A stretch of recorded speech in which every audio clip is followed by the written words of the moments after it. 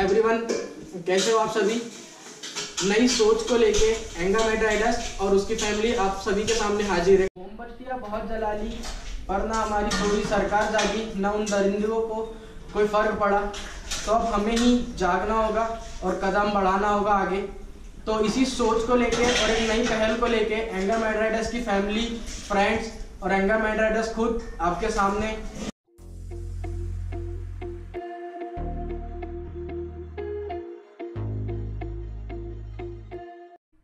एंगा मेड्राइडस की फैमिली और फ्रेंड्स सभी ने मिलके एक पहल की है। तो हमने एक कोशिश की है जिसपे बहुत सारे लोगों से हमने वीडियो कलेक्ट किया है जो हमारे फ्रेंड सर्कल में है अभी। तो उन सभी की छोटी छोटी क्लिप्स को मिला के हमने ये वीडियो बनाया है। तो इसे जरूर पूरा देखिएगा और बातों को समझिएगा। और इसके साथ हम आपसे भी विनती करते हैं, जो भी लोग हमारी इस मुहिम में हमारा साथ देना चाहते हैं और हमारे साथ जुड़ना चाहते हैं, तो वो मेरे इंस्टाग्राम अकाउंट पर जाकर वहाँ पे मुझे डीएम कर सकते हैं अपनी क्लिप और अपनी बातें। तो डिस्क्रिप्शन में आपको लिंक मिल जाएगी, क्योंकि हमारी ये मुहिम है पूरे भारत को एकजुट करने के लिए।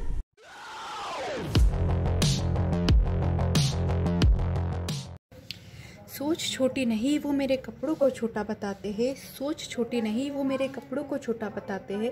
बलात्कार करके वो बलात्कारी नहीं, बलात्कार करके वो बलात्कारी नहीं, तो मुझे चरित्रहीन क्यों बुलाते हैं। आज देश फिर से शर्मसार हुआ। फिर से एक देश की बेटी, एक पिता की बेटी के साथ वही हुआ जो इसके पहले भी कई बेटियों के साथ हुआ है। क्यों सरकार कुछ नहीं करती? क्यों सरकार इसके खिलाफ कानून नहीं बनाती? बड़े बड़े फैसले हो जा रहे हैं, सारा काम हो जा रहा है, लेकिन इस पे क्यों नहीं काम किया जा रहा? इस जुर्म के खिलाफ कोई एक कड़ा कानून, तगड़ा कानून क्यों नहीं बनाया जा रहा? आप राम मंदिर तो बना लेंगे, क्या उस राम मंदिर में अपनी बहन बेटियों को खड़ा कर पाएंगे? ये बेटियां जिनने अपनी कुर्बानी दी, जिनके साथ दरिंदगी हुई है, ये बेटियां क्या उस राम मंदिर में जा पाएंगी?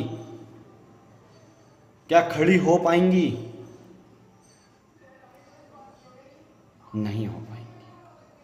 हाथ जोड़ के निवेदन है, हाथ जोड़ के विनती है।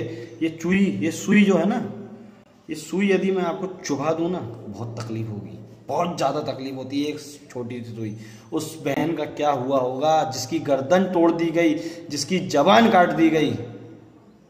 क्या बीती होगी उस पर, क्या बीती होगी बताइए?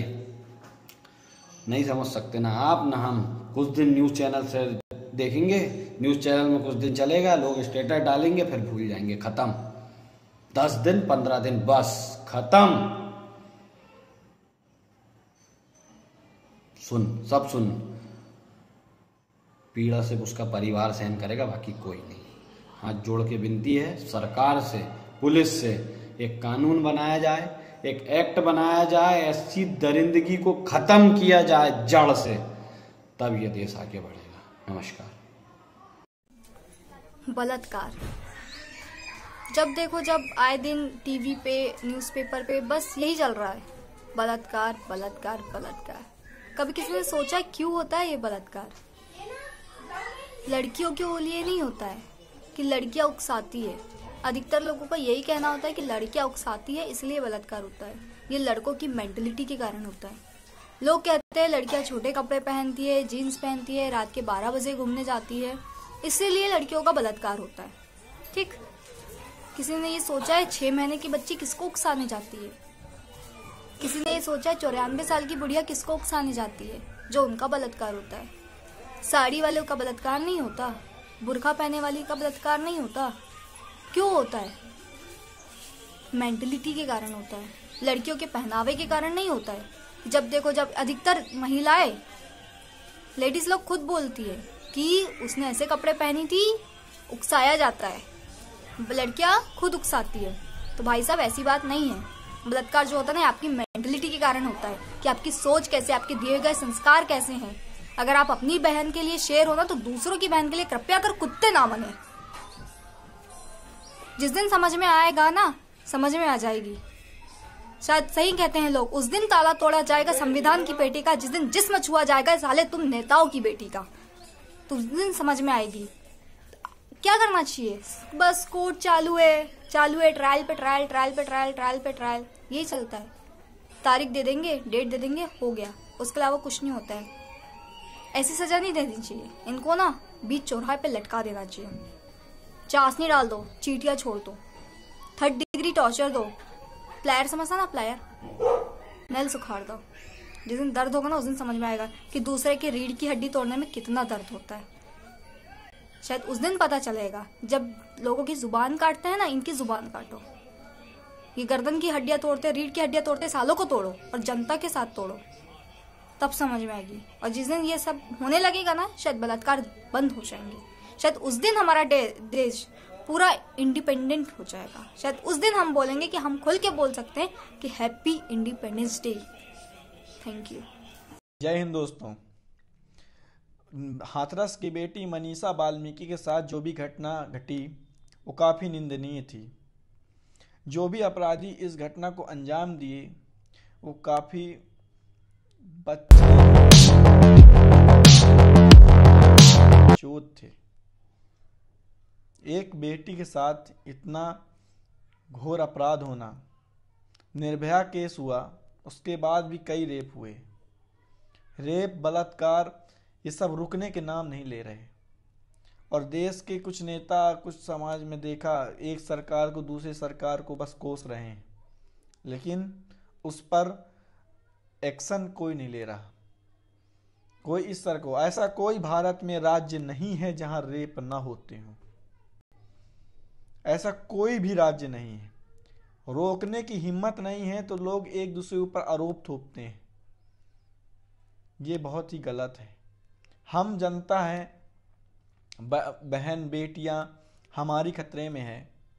हमें जागरूक होना जरूरी है ताकि हमारे घर की बेटियां, बहन समाज में सुरक्षित रहें। हम एक स्वार्थ में रहते हैं, मतलब की दुनिया कहते हैं, एक स्वार्थ लेकर चलते हैं कि स्वार्थ की दुनिया है, सबको लोगों से अपने से मतलब है। रखिए, आपको जितना रखना है रखिए, पर एक बात हमेशा याद रखिएगा, इंसानियत नहीं भूलिएगा। जिस दिन इंसानियत खत्म हो गई तो आप इंसान नहीं, मुर्दे से भी बदतर हैं। धन्यवाद। जय हिंद दोस्तों, लगातार बढ़ रही इस दरिंदगी को रोकने के लिए हमें हमारे शहर में, हमारे राज्य में कुछ सख्त कानून की आवश्यकता है, जिससे हमारे घर की बहू बेटी सेफ्टी से कॉलेज जा सके, स्कूल जा सके, जॉब में जा सके। और उन्हें ये जो घटना हो रही है, रेप केस हो रहे हैं, बढ़ते जा रहे हैं रेप केस, तो उस चीज़ों से दूर रह सके, उन चीज़ों से बच सके। तो इसके लिए हमें हमारे गवर्नमेंट को, पुलिस अफसर को, जो इंडिया में डेवलपमेंट हो रहा है उसके साथ साथ बहू बेटियों के बचाव के लिए भी कुछ ऐसा कानून निकाला जाए जिससे बहू बेटियां सेफ रह सके। हमारे घर पे, बाहर, घर से बाहर जाने से पहले उन्हें ये सोचना ना पड़े कि कुछ गलत हो सकता है। तो इन सब चीज़ों से थोड़ा बच सके बेटियां। इसके लिए हमें हमारे गवर्नमेंट, पुलिस अफसर को थोड़ा सोचना चाहिए, कुछ ऐसा टेक्निक निकालना चाहिए, कुछ कानून निकालना चाहिए कि हम उस कानून का यूज़ करके थोड़ा सेफ रह सके। जैसे निर्भया केस में हुआ था कि दोषियों को फांसी की सज़ा दी जा रही थी। सज़ा मिलने के बाद भी उनका बचाव किया जा रहा था। तो ये ना हो, उन्हें तुरंत तत्काल ही फांसी की सज़ा दी जाए या उससे कुछ सख्त कानून निकाला जाए जिसे एक को भी कानून, उस कानून के अंतर्गत सज़ा मिलने के बाद दोबारा किसी की हिम्मत ही ना हो कि रेप केस में इन्वॉल्व हो, रेप केस करे या रेप हो, इन सब चीज़ों की किसी की हिम्मत ही ना हो। ऐसा कोई कानून निकालना चाहिए। दोस्तों, हम आपके समक्ष ये जो वीडियो लेकर आ रहे हैं, तो इस वीडियो का हमारा मेन पर्पस ये है कि हमारे शहर में, राज्य में, छोटे से छोटे गांव में, कस्बे में ये जो दिन ब दिन रेप केस बढ़ते जा रहे हैं, उन्हें हम एकजुट होकर रोक सके। धन्यवाद। नमस्कार, मैं प्रीतम सिंह कछुआ। मेरी उम्र लगभग 51 साल है और मैं जब से पढ़ रहा था तब से ये देखते आ रहा हूँ कि बलात्कार के बारे में टीवी पे, समाचार में न्यूज़पेपर पे और रेडियो वगैरह पर है कि जब देखो तब जहाँ देखो वहाँ जितने देखो उतने कहीं भी बलात्कार बलात्कार बलात्कार। तो ये एक हमारे देश के लिए बहुत बड़ी दुखद घटना है। और मैंने ये देखा हूँ अक्सर कि सगा भाई का बहन के साथ बलात्कार, पिता का बेटी के साथ बलात्कार, चाचा का, बाबा का, नाते रिश्तेदार सब कोई। तो ये क्या है? मैंने धार्मिक लोगों को भी देखा, साधु संतों को बलात्कार करते हुए सुना, अखबारों में, टीवियों में दिखाया गया, नेताओं को, संविधान के रक्षा करने वालों को भी दिखाया गया। ये देख कर के सब ये आजकल मन में उठने लगा है कि ना पूजा पाठ वाले लड़कियों को छोड़ रहे हैं, ना संविधान की रक्षा करने वाले छोड़ रहे हैं। यहाँ तक कि पुलिस वालों का भी जहाँ देखो वहाँ जब देखो तब टीवी में दिखाता है कि पुलिस वालों ने थाने में बलात्कार किया। तो ये सब देखकर ऐसा लगता है कि बलात्कारियों की सजा रोकने के लिए, बलात्कार रोकने के लिए देश में सबको बलात्कारियों को फांसी पे लटका दिया जाए। और ऐसा भी नहीं, जब उन पे आरोप कोर्ट सिद्ध कर दे कि इन्होंने हाँ बलात्कार किया था, सार्वजनिक बलात्कार किया था, गैंग रेप किया था 10 लोगों के साथ मिल करके, तो इन्हें बीच चौराहे पे लटकाओ। जब 50 लोग, 100 लोग, 1000 लोग, किसी शहर के लोग उन्हें देखेंगे फांसी पे लटके हुए, जिंदा लटका करके इनके शरीर में खीले ठोको, इनके नखून उखाड़ो, इनको तिल तिल तड़फा तड़फा करके मारो। जब इन्हें देख करके लोगों को एहसास होगा कि एक बलात्कारी के दिल पे क्या बीतती है। जय हिंद। जय हिंद। ऐसे दरिंदों के लिए सरकार ऐसा कानून बनाती कि उनको घसीट के मारा जाए, पब्लिक के हाथ में ऐसे रेपिस्टों को दे दिया जाए जिससे दोबारा कोई रेपिस्ट तैयार ना हो। जैसे उन लोग दूसरे को रेप करके उसका इतना ज़्यादा उसकी बुरी हालत करते हैं, वैसे इन लोगों की बुरी हालत की जाए तो कोई नया तैयार नहीं होगा। सबके मन में डर आ जाएगा, सबके सामने फांसी दी जाए, सबके सामने मारा जाए। ऐसी कानून व्यवस्था सरकार कर दे। ये नहीं कि केस चलाते रहे, घसीटते रहे 10 से 15 साल तक। ऐसे में तो नए नए लोग तैयार होंगे, किसी के मन के अंदर का डर खत्म ही नहीं होगा। इसलिए सरकार से निवेदन है कि पब्लिक के हाथ में ऐसे रेपिस्टों को दिया जाए, इससे पब्लिक उनका फैसला करे कि इनके साथ करना क्या है। जैसे ये दरिंदे दूसरे को कष्ट देते हैं, वैसे इनको कष्ट दिया जाए। हाथ जोड़ के आपसे निवेदन है। जय हिंद। नमस्कार दोस्तों, मैं गोरक्ष गोस्वामी, ये मेरे मित्र हिमांशु मिश्रा, ठाकुर चंद्र प्रताप। हम सभी आज बैठे थे, सोच रहे थे, देश की हालत के बारे में सोच रहे थे, और मेरे जहन में सिर्फ एक ही ख्याल आया। एक बेटी की इज्जत सम्मान लूटने से हम सभी की इज्जत सम्मान पे उंगली उठ गई है। आगे मेरे मित्र हिमांशु मिश्रा संबोधित करना चाहेंगे। मैं इस टॉपिक पे ये बोलना चाहूँगा कि ऐसे वो लोग वो क्या करते हैं भाई, उनके घर में क्या माँ बेटी नहीं है, क्या उनके घर में माँ बहनें नहीं है जो वो दूसरों के। भाई आपको अगर किसी लड़की को देख के ऐसा आपको क्या लगता है कि आप उसके तरफ आकर्षित हो जाते हैं? भाई आप उसमें अपनी माँ बहनों, उस टाइम आप अपनी माँ बहनों के बारे में सोचिए और करते हो तो भोसड़ी वालों तुमको तो नंगा करके बीच चौराहे पे मारना चाहिए। एक को नंगा करके चौराहे पे मारना चाहिए और तुम्हारी इज्जत लूटी जाना चाहिए। हाय फ्रेंड्स, आज मैं मेरी कुछ बातें, मेरे अंदर दिल की बात आपके सामने रखना चाह रहा हूँ। क्योंकि ये जो अपने यहाँ जो हो रहा है, इतने सालों से हो रहा है और ये ऐसी चीज चली आ रही है। आपकी बहनें हुई, मेरी बहनें हुई, अपने देश की जो माँ बेटी हैं, उनको इंसाफ कब मिलेगा? उनके साथ क्यों इतना गलत कर रही है सरकार कि ये इन लोग जो कर रहे हैं पूरी, हमेशा इन लोग पॉलिटिक्स ने रेपिस्ट का हमेशा सपोर्ट किए हैं। ऐसा क्यों? आप लोग भी आवाज़ उठाइए, हम भी आवाज़ उठाएंगे और इनको ऐसी मौत देना है कि ये या नस काट दी जाए इनकी, या हाथ पैर, इनको जलाना भी नहीं है, इनको हाथ पैर काट के अलग फेंक देना है साइड में, और इनको एक कटोरा दे देना है नीचे कि वो कटोरा भी इन लोग पकड़ ना सके।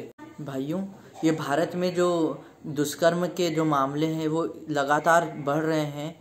ये क्यों बढ़ रहे हैं? लोगों की मानसिकता क्या है, लोग क्या चाहते हैं, किस प्रकार से उनके मन में ये सब भावनाएं पैदा हो रही है। क्या यही मानवता है? क्या यही एक व्यक्ति का आचरण है? क्या है? मतलब हमारी बहन बेटियां जो है भारत में सुरक्षित नहीं है।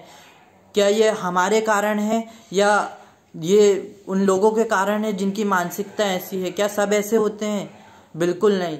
लेकिन क्यों हो रहा है ये सब? हमारे कारण हो रहा है। क्यों हो रहा है? क्योंकि हम इसके प्रति ना कोई कानून लाते हैं, ना इसके प्रति हम जागरूक हैं, और ना हम इसके प्रति अपने मन में कुछ सुधार लाना चाहते हैं। आज हर इंसान मतलबी, धोखेबाज और बस हवस का पुजारी बनते जा रहा है। क्यों बनते जा रहा है? क्या हो रहा है? क्या इस प्रकार की जो मानसिकता जो लोगों में पैदा हो रही है, हमें इसको हटाना होगा। हमारी जो बहन बेटियां हैं भारत में सुरक्षित नहीं रह पा रही हैं, हमें उन्हें एहसास करवाना होगा कि वो ये जो भारत देश है ये सिर्फ मर्दों के लिए नहीं, औरतों और बच्चियों के लिए भी सुरक्षित है। जिस प्रकार एक देश है जो टोक्यो, वहाँ पे एक 5 साल का बच्चा निर्भय होकर घूम सकता है। क्या भारत वैसा नहीं बन सकता? क्या यहाँ पे उस प्रकार की सुविधाएं नहीं है? सब है, लेकिन देश को सुरक्षित, देश को के जो बच्चे हैं, देश के जो नागरिक हैं, ये जो देश के लोग हैं, इन्हें जागरूक होना पड़ेगा और अपने लिए ही नहीं दूसरे लोगों के लिए भी कर्तव्य और नैतिक बनना पड़ेगा। तो सबसे पहले मैं उन सभी लोगों को शुक्रिया बोलना चाहूँगा जो मेरी इस मुहिम में मेरे साथ अभी तक जुड़े और आगे भी जुड़ते जाएंगे। उन सभी को मैं शुक्रिया बोलता हूँ। और आप लोगों से फिर से एक बार विनती है कि प्लीज़ इस मुहिम में हमारे साथ जुड़िए, क्योंकि ये देश की बहुत बड़ी समस्या बनते जा रहा है। आए दिन हम इस बारे में सुन रहे हैं, ये आज दूसरों के साथ हो रहा है, कल हमारे साथ, हमारी फैमिली के साथ भी ये चीज़ें हो सकती है। तो क्या हम उस समय का इंतजार करें जब ये हमारे या हमारी किसी फैमिली या हमारे किसी रिश्तेदार के साथ हो? क्यों ना हम उसके पहले ही कदम उठाएं और इस समस्या को पहले ही रोक दें, ताकि ये किसी और के साथ ना हो। तो आप सभी से विनती है, सपोर्ट करें, भागीदार बने इस मुहिम का। आग्रह है कि हमारी इस मुहिम में हमारा बढ़ चढ़कर सहयोग करें, हमारा साथ दे और वीडियो को जितना ज़्यादा हो सके शेयर करें। साथ में आप जो भी चाहते हैं कि वो भी बातें रख सकें तो वो मुझे प्लीज़ मेरे इंस्टाग्राम अकाउंट पर DM करें और अपनी क्लिप सेंड करें, ताकि मैं नेक्स्ट वीडियो में उनकी क्लिप दिखा सकूं और उनकी बातें रख सकूं और हम पूरे भारत को एकजुट कर सके। ये मुहिम मैं बहुत आगे तक लेके जाना चाहता हूँ। हमारे कोशिश करेंगे कि हमें इस टॉपिक को लेके और भी लोगों के क्लिप्स को मर्ज करके वीडियो और भी ला सकूं। तो प्लीज़ सपोर्ट करो मेरा। एंगर माइंड राइडर्स दोबारा हाजिर होगा नए वीडियो पर इस मुहिम को आगे बढ़ाते हुए, और जो भी नए लोग हमारे साथ जुड़ेंगे उनकी बातें आप लोगों के सामने रखी जाएंगी। तो मिलते हैं हम नए वीडियो के साथ दोबारा।